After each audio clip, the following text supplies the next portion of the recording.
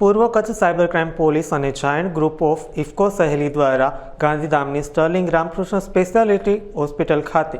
Cyber crime જનજાગૃતિ કાર્યક્રમનું આયોજન કરવામાં આવ્યું હતું, જેમાં હોસ્પિટલના ડોક્ટર અને સ્ટાફને ડિજિટલ અરેસ્ટ, ઈ ચલણ ફ્રોડ, શેરબજારના નામે થતા રોકાણ ફ્રોડ, સોશિયલ મીડિયા હેરેસમેન્ટ અને ન્યૂડ વિડીયો કોલ જેવા નવા સાયબર ફ્રોડ અંગે વિસ્તૃત માહિતી આપવામાં આવી હતી.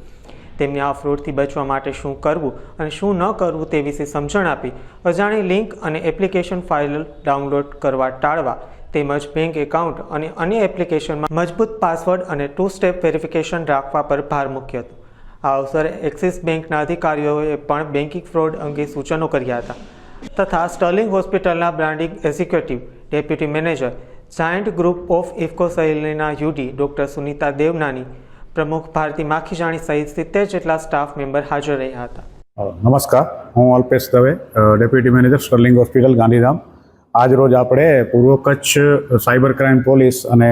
જાયન્ટ સહેલી ઇફકો ગ્રુપ તરફથી આપણે એક સાયબર ક્રાઇમ અવેરનેસ પ્રોગ્રામનું આયોજન કરવામાં આવ્યું. ખાસ કરીને અત્યારના સમયમાં જે વધતા જતા સાયબર ક્રાઇમ છે તેની અવેરનેસ વિશે આપણા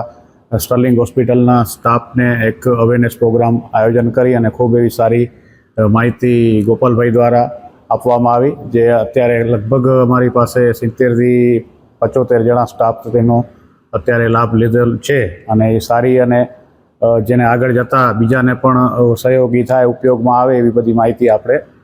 સાયબર ક્રાઇમ દ્વારા આપવામાં આવી છે, જે ભવિષ્યમાં આપણે ફ્રોડ થતાં અટકાવી શકીએ.